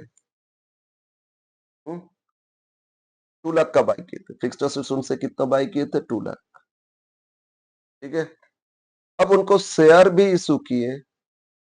क्या इशू किए? 8,000 इक्विटी शेयर इशू किए, 25% प्रीमियम। तो vendor to share capital to securities premium, तो टू इक्विटी शेयर कैपिटल और टू सिक्योरिटीज प्रीमियम। ठीक है ना? बताओ कितना शेयर दिए थे? Equity share 8,000। एक बार लाइबिलिटी में देख लो, इक्विटी शेयर का तो फेस वैल्यू 10 था। अगर 8,000 शेयर दिए, फेस वैल्यू 10, मतलब फेस वैल्यू 80,000 का शेयर इशू किए। ठीक है ना? और 8,000 शेयर इशू किए। बोलो तो प्रीमियम 25% बोला। एट ए प्रीमियम कितना? 25%। तो 10 का 25% क्या होता है? 2.5। 8,000 इंटू करो 2.5, तो ये होता है आपका 16 4 20, 20,000। ये सब काम के टाइम इतना इधर इधर उधर हो रहा है ना, इतना। कितना? 20,000 का दिए, मतलब 1 लाख का तो दे दिए। मतलब 8,000 इंटू 12, 12.5 करो, 12.5 करो, कितना होता है? 1 लाख का पेमेंट हो गया। तो 2 लाख में से 1 लाख तो इक्विटी से दिए, और पढ़ो इसको। और बैलेंस क्या दिए? Balance by so preference share at par. Preference share का भी फेस वैल्यू 10 था, तो बाकी 1 लाख का 10, मतलब 10,000 शेयर दे दिए। तो रिमेनिंग क्या इशू किए? प्रेफरेंस। तो to 9% preference share capital account. ठीक है ना? बोलो कितना आएगा? 1 लाख ड्यू, तो 10,000 इंटू 10 एट पर इशू किए, तभी ना 1 लाख आएगा। यस। तो इनको कुछ इक्विटी इशू किए और इनको कुछ प्रेफरेंस इशू किए। 2 लाख 2 लाख का पूरा कंप्लीट हो गया वेंडर। सर इसका कहीं पे जाएगा क्या? नहीं, इनको कैश देते तो अलग बात था। नहीं, तो फंड फ्लो में तो नहीं आएगा, लेकिन इक्विटी शेयर में इंपैक्ट करेगा, और प्रेफरेंस शेयर में इंपैक्ट करेगा, सिक्योरिटीज प्रीमियम में इंपैक्ट करेगा। सिक्योरिटीज प्रीमियम भी लास्ट ईयर से बढ़ गया, तो इशू से कुछ आया, है ना? और ज्यादा बढ़ गया तो और भी कुछ इशू था, उसमें भी आया, इसलिए अकाउंट कर रहे हैं। नोट 2 हो गया। अब नोट 3 और क्या? फिक्स्ड एसेट साइड देखो। इन्वेस्टमेंट, इन्वेस्टमेंट 70 से बढ़ गया 110, तो बढ़ गया मतलब खरीदे, उसके लिए प्रॉब्लम नहीं। इन्वेस्टमेंट इंटरेस्ट मिला तो डायरेक्ट सोर्स में लिख देंगे। इन्वेस्टमेंट अकाउंट नहीं करके डायरेक्ट सोर्स और एप्लीकेशन।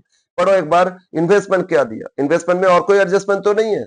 हाँ, सॉरी सॉरी सॉरी, है sir, investment book value taken over किए थे। अरे क्या झमेला है। Third, note 3। अब करेंगे investment account.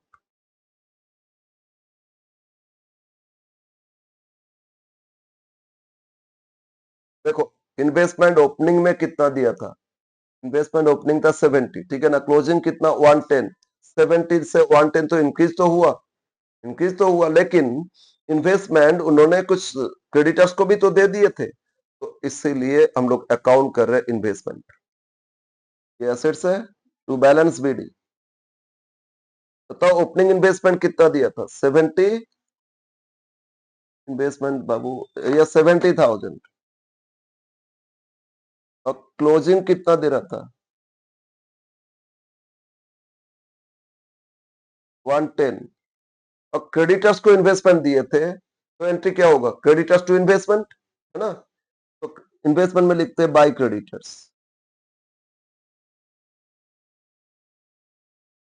Paid to creditors, है ना?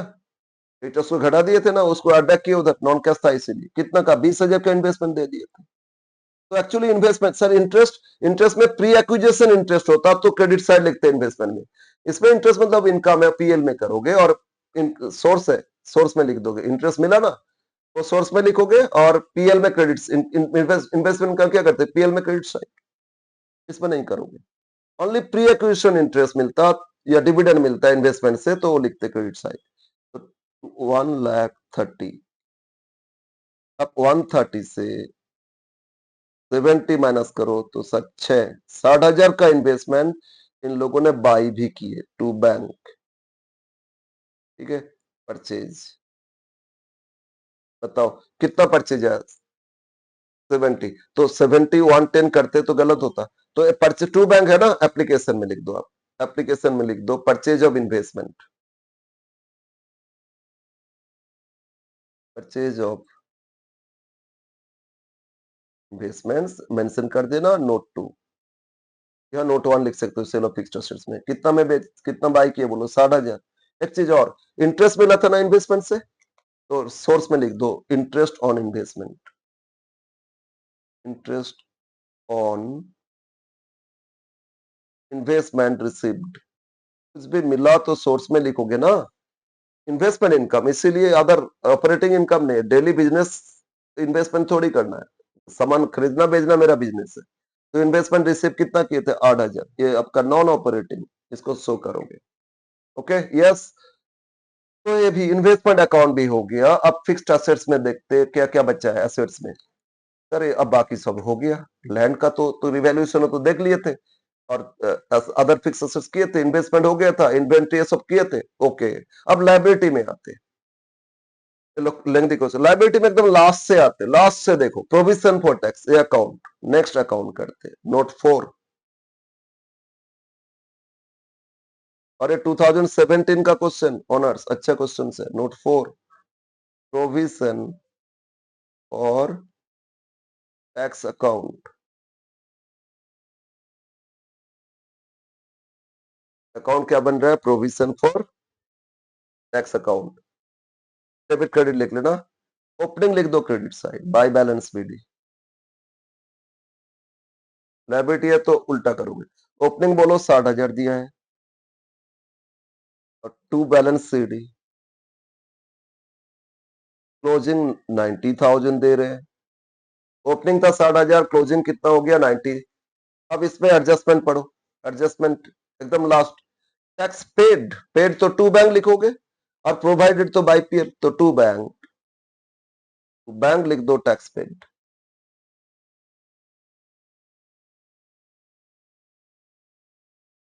बताओ कितना टैक्स पे किए? 68।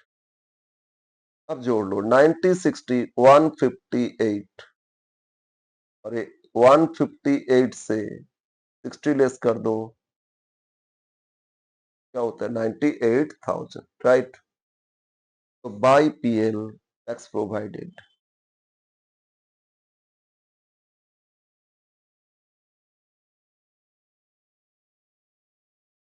कितना प्रोवाइड किए? बैलेंसिंग फिगर 98, बट अलॉयज क्या देखते? फंड फ्लो में कैश पेड, या टू बैंक तो एप्लीकेशन, है ना? To bank application, by bank source, तो टू बैंक एप्लीकेशन में लिख दो टैक्स पेड, नोट, नोट 4, है ना? क्या हुआ? नोट 2 तो वेंडर था, नोट 3 था इन्वेस्टमेंट, ये नोट 3, हाँ, ये नोट 3 है, और इधर ये नोट 1 था। और लिखो tax paid, income tax paid या टैक्स पेड, नोट 4। पेड कितना? पेड तो दे दिया था सर, या 68,000 टैक्स पेड, और जो बाई पीएल और पीएल में एडजस्ट करोगे ना, यस। ये भी हो गया। अब लायबिलिटी में देखो और क्या, डिबेंचर्स है, यस डिबेंचर्स है। डिबेंचर के लिए adjustment to adjustment second, debenture redeem किए, लास्ट ईयर था, करंट ईयर में नील, मतलब रिडम्पशन हो गया। कैसे रिडम्पशन किए? 10% प्रीमियम तो डायरेक्ट एप्लीकेशन में लिखते, लास्ट ईयर था करंट ईयर में, पूरा रिडम्पशन हो गया ना 10% प्रीमियम में, तो एप्लीकेशन में लिख दो रिडम्पशन ऑफ डिबेंचर, अकाउंट नहीं करोगे। रिडम्पशन ऑफ डिबेंचर्स, बोलो लास्ट ईयर डिबेंचर कितना था? 2 लाख, करंट ईयर में 0, तो 2 लाख और कितना परसेंट प्रीमियम है? 10%। 2 लाख 10% करने से 2 लाख प्लस 10% या इंटू करो ना 110%, 10% एक्स्ट्रा 110%, 2 लाख 20। तो रिडम्पशन कितना किए? 2 लाख 20 हजार, और इसके साथ इंटरेस्ट भी पे किए, रिडम्पशन किए और डिबेंचर इंटरेस्ट 12 हजार भी पे किए, तो इंटरेस्ट ऑन डिबेंचर ये भी पेड है ना application, interest on debenture paid. Question में देखो उसी एडजस्टमेंट में दे दिया है, इंटरेस्ट ऑन डिबेंचर कितना पे किए? 12 हजार, तो भी पेमेंट लिख दो। और ये जो प्रीमियम बोला था, एडजस्टमेंट पढ़ो एक बार फिर, जो रिडम्पशन 10%, मतलब 2 लाख का 10%, 10 20 20 हजार, इसलिए तो 2 लाख 20 पे कर, 20 हजार को पीएल में चार्ज करना, कर देंगे। और इंटरेस्ट भी तो पीएल में आता है, तो जो पीएल एडजस्टमेंट अकाउंट लास्ट करेंगे ना फंड ऑपरेशन के लिए, उस पर चार्ज कर देंगे। ओके, डिबेंचर पी होगी। अब देखते पीएल लास्ट अकाउंट बनेगा, जनरल रिजर्व कुछ एडजस्टमेंट दे रहे क्या जनरल रिजर्व रिलेटेड? नहीं, तो इसका बैलेंस डायरेक्ट हम लोग पीएल में चार्ज करेंगे। शेयर कैपिटल तो किए थे, इक्विटी शेयर में आते, अब एक बार इक्विटी शेयर कैपिटल करना होगा। नोट नंबर 6, नोट नंबर 5,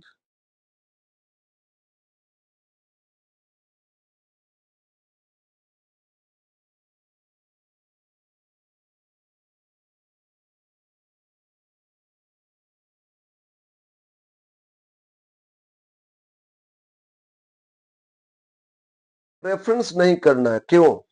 अच्छा अभी देखो इनको कितना प्रेफरेंस इशू किए थे वेंडर में? 1 लाख, है ना। लास्ट ईयर देखो प्रेफरेंस शेयर कैपिटल कितना था? 2 लाख, अभी कितना? 3 लाख, तो 1 लाख वेंडर इशू किए थे, इसीलिए 3 लाख हो गया। कुछ अदर कैश इशू है नहीं, तो इसको इग्नोर करते। बट इक्विटी में है, इसीलिए इक्विटी कर रहे हैं। इक्विटी शेयर कैपिटल बोलो, ओपनिंग कितना दिया था? 10 is 3 लाख, तो बाय बैलेंस बीडी लाइबिलिटी है, ओपनिंग वाज 3 लाख, और वही आपका क्लोजिंग में कितना हो गया? To balance carried down 5 lakh, ठीक है ना। ओपनिंग 3 लाख और क्लोजिंग कितना? 5 लाख। यस सर, तो 2 लाख का बढ़ गया। अब एक बार इसमें आते, ये जो वेंडर इनको इक्विटी इशू किए थे ना, 8 हजार इंटू 10, 80,000 फेस वैल्यू इशू किए थे, तो वो लिख लेते। बाई वेंडर कितना इशू किए थे? 8 हजार इंटू 10, 80 इशू किए थे। अब बोलो 3 लाख 80 होना चाहिए, तो 5 लाख 1 20 का नॉमिनल वैल्यू फेस वैल्यू और इशू किए, है ना। 1 20 और इशू किए, तो उसको कैसे इशू किए? ये भी प्रीमियम में इशू किए। फिर एडजस्टमेंट पढ़ो, फिक्स्ड असेट्स जो बेचे थे उसमें पढ़ो, वो दिया है क्या। फिक्स्ड असेट्स खरीदे थे, बेचे थे, फिर खरीदे थे 2 लाख, उनको इशू किए थे 8 हजार equity share, premium 25%, balance issue किए थे प्रेफरेंस शेयर एट पार। और अदर जो इक्विटी शेयर इशू किए, उसको कैसे इशू किए थे? At cash during the year at, ये भी प्रीमियम में इशू किए, लेकिन इसमें प्रीमियम बताया नहीं कितना। तो एक बार प्रीमियम अकाउंट देखो, हम लोग ये करने ही रहे अकाउंट प्रीमियम, क्योंकि प्रीमियम अकाउंट लास्ट ईयर देखो क्वेश्चन में, लास्ट ईयर था सर प्रीमियम, अब आप लिख रहे हैं लास्ट ईयर था प्रीमियम कितना, हम लाइबिलिटी में देखे लास्ट ईयर था 40,000 और करंट ईयर में कितना हो गया? 90,000, तो शेयर प्रीमियम इशू से कितना है? 50,000। बोलो बोलो बोलो, 50 प्रीमियम है ना इशू से। ये जो 50 प्रीमियम आया, इसमें से ये जो यहाँ देखो, फिर ये वेंडर किए थे, इनको भी तो प्रीमियम दिए थे 20 हजार, है ना। इनको भी तो प्रीमियम में इश्यू किए थे 20 हजार, तो जो टोटल 50 इसमें से 20 हजार प्रीमियम वेंडर को इश्यू किए थे, तो बाकी 30 प्रीमियम कैश इश्यू में आएगा। तो जो 30 प्रीमियम वो इसको लिख लेते इधर, ठीक है। तो 2 सिक्योरिटीज प्रीमियम,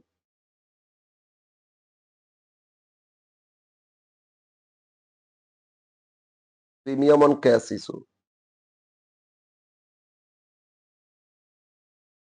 वेंडर को भी तो इशू किए थे प्रीमियम, तो वेंडर अकाउंट में आ गया था ना, तो इसमें लिख ले रहे हैं कितना टोटल 50,000 प्रीमियम आया, इसमें से वेंडर को इशू किए थे 20,000 प्रीमियम, बैलेंस 30 प्रीमियम इधर। अब इसको बैलेंस कर लोगे तो कैश इशू में कितना मिला वो मिल जाएगा by bank, proceeds from cash issue, proceeds from cash issue.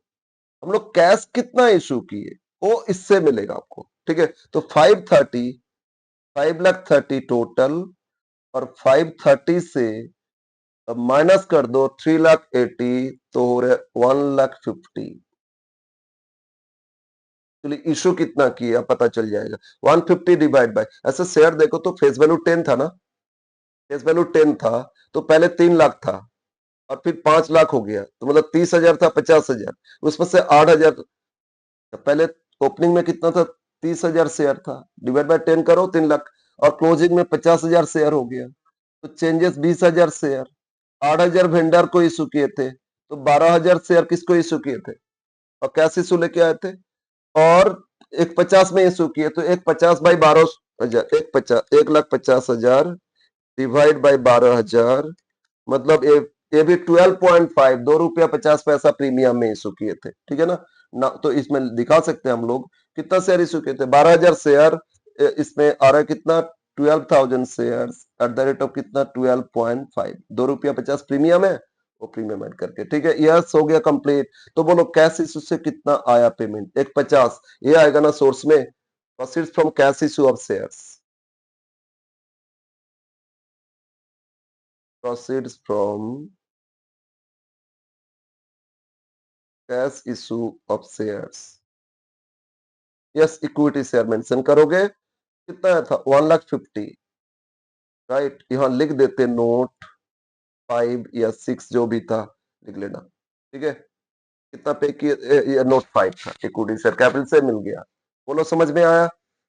Preference क्यों नहीं कर रहे, 2 लाख से 3 लाख वेंडर को इश्यू किए थे, 1 लाख पैसा उतना ही तो बढ़ गया, तो कोई प्रॉब्लम नहीं है, सिक्योरिटीज प्रीमियम भी एडजस्ट हो गया, जो 50 इंक्रीज था, वेंडर को 20 प्रीमियम दिए थे और कैश इशू से प्रीमियम आया था 30, दोनों तो लिख लिए, तो ये सारा अकाउंट का एडजस्टमेंट हो गया, इक्विटी हो गया, प्रेफरेंस हो गया, सिक्योरिटीज प्रीमियम हो गया, रिवैल्यूएशन रिजर्व पहले देख लिए थे। अब जनरल रिजर्व का बैलेंस ही लिख देंगे पीएल में, अब लास्ट अकाउंट पीएल करते, और डिबेंचर रिडम्पशन हो गया, इंटरेस्ट दे दिए तो अलग से इंटरेस्ट देना नहीं है। अब लास्ट अकाउंट करो, लास्ट अकाउंट क्या बनेगा, बोलो लास्ट अकाउंट क्या बनाओगे, लास्ट बनेगा आपका profit and loss adjustment account, note number 6,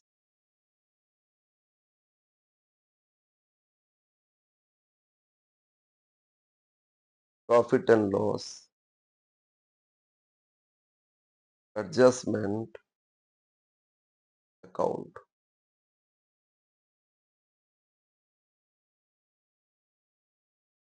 ये सबसे लेंदी होता है और ये मेन है, यही आपका fund flow operation, fund flow में आपका बिजनेस जो नॉर्मली चल रहा है, सेल परचेज, उसमें कितना प्रॉफिट आया, कैश प्रॉफिट आया, फंड आया, ठीक है, वही तो देखना है, वो मेन। बाकी एसेट्स बेचना, लाइबिलिटी खरीदना, लाइबिलिटी पे करना, वो सब तो होता रहता है, मतलब non current assets, non current liabilities, but main activity यही है।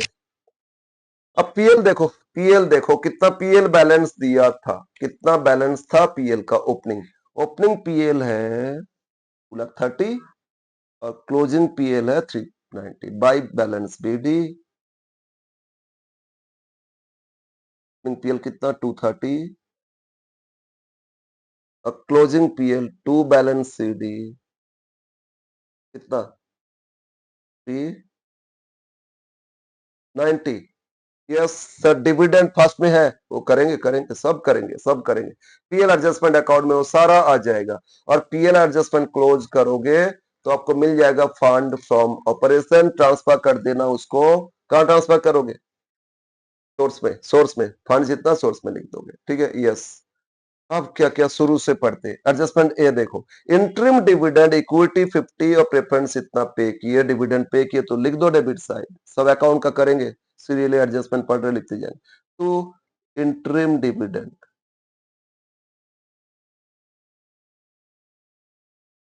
ब्रैकेट में इक्विटी प्लस प्रेफरेंस, और ये फिर एप्लीकेशन में लिख देंगे, ठीक है ना।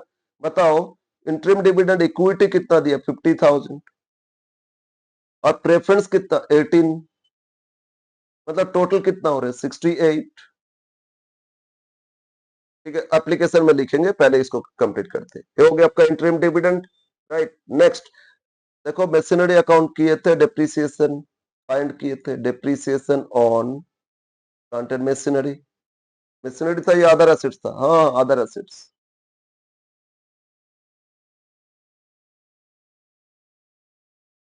Other fixed assets, other fixed assets account देखो, यस, डेप्रिसिएशन बैलेंसिंग फिगर आया कितना 35, और ये लॉस भी था 11,000, वो भी आ जाएगा। अदर फिक्स्ड एसेट्स में डेप्रिसिएशन है 35,000, loss on sale of assets, other fixed assets कितना था 11,000। लास्ट क्वेश्चन में जनरल रिजर्व में ट्रांसफर करना था, इसीलिए रिजर्व, नहीं तो यहाँ पीएल में करोगे, नहीं तो कुछ रिजर्व नहीं दे रहे तो पीएल ही करते जाओगे ना। फिर जो रिडम्पशन किए थे premium, premium on redemption of debenture, तो पीएल में चार्ज करने के लिए बोला था।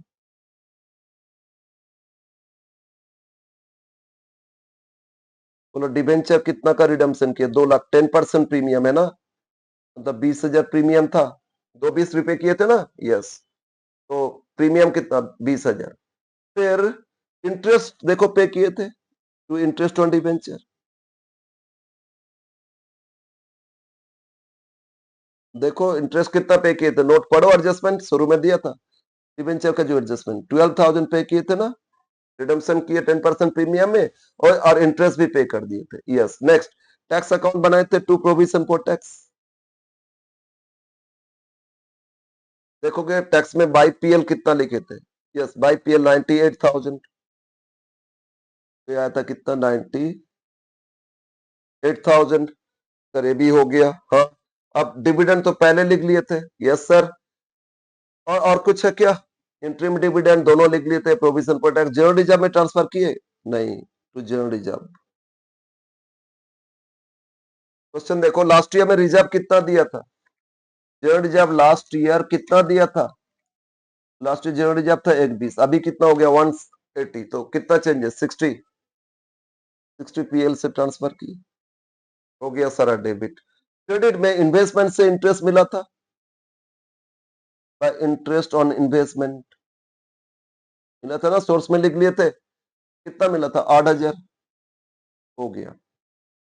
अब बैलेंस कर लो, अब बैलेंस करोगे तो मिल जाएगा फंड फ्रॉम ऑपरेशन। अब बाय ट्रेडिंग प्रॉफिट लिखो या by fund from operation balancing figure आपको मिल जाएगा। तो सारा डेबिट जोड़ो, कितना हो रहा है 68,000, 68,000 प्लस कितना 35,000 प्लस 11,000 प्लस कितना 2012 32,000 प्लस 99 160 158 1,58,000 प्लस 90, तो टोटल आया कितना 6,94,000, 6,94,000 माइनस क्रेडिट में 238,000, तो हो रहा है 4,56,000। ठीक है, तो आपको मिल गया trading profit fund from operation कितना 4,56,000, इसको सोर्स में लिख देना 6,94,000, तो इस सोर्स में लिख दो कितना है 4,56,000, सोर्स में लिख दो आप फंड फ्रॉम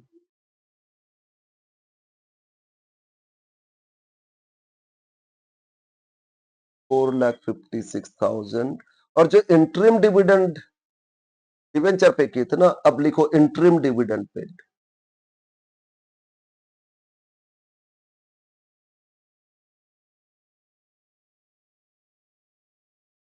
इसमें दो था, एक इक्विटी 50,000 और प्रेफरेंस। क्वेश्चन देखो इक्विटी 60, प्रेफरेंस कितना 18, टोटल 68 चार्ज किए थे ना पीएल में, यस, हो गया। अब बैलेंस करो, अब बैलेंस करोगे तो मैच करना चाहिए, यस यस, देखो देखो देखो सोर्स में कितना आया और एप्लीकेशन में कितना आया, सोर्स में आया 24,000 प्लस कितना 8,000 प्लस कितना 150 प्लस कितना 456 होता है 6,38,000 6,38,000। अब एक बार जोड़ के देखो एप्लीकेशन 2,10 तरीका 210 प्लस 60,000 ना या 60 प्लस 68,000 प्लस 220 सॉरी 220 प्लस कितना 12 प्लस 31 68 अरे 68 यस 3 लाख 6 लाख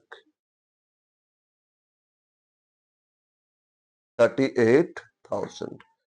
कंप्लीट हम लोग का क्वेश्चन 1 एंड क्वेश्चन 2। ठीक है, आंसर में कुछ मिस्टेक था, प्रिंटिंग एरर था, वहां आंसर में ठीक कर लेना। फंड फ्रॉम ऑपरेशन कितना रहा था 4,56,000, उसमें 4,66 दे रहा था ना, वो गलत है। और टोटल भी 10,000 का डिफरेंस है, it should be 6,38,000 not 48,000, right? Yes. तो फिर इतना आप लोग अभी करो और आगे ट्राई करो, हम इसको सॉल्व करके भेज देंगे, आप लोग इसको मैच करा लेना। ठीक है, सारा हम एक एक करके फंड फ्लो का सारा क्वेश्चन सॉल्व करके दे देंगे। यस, तो फिर इतना अभी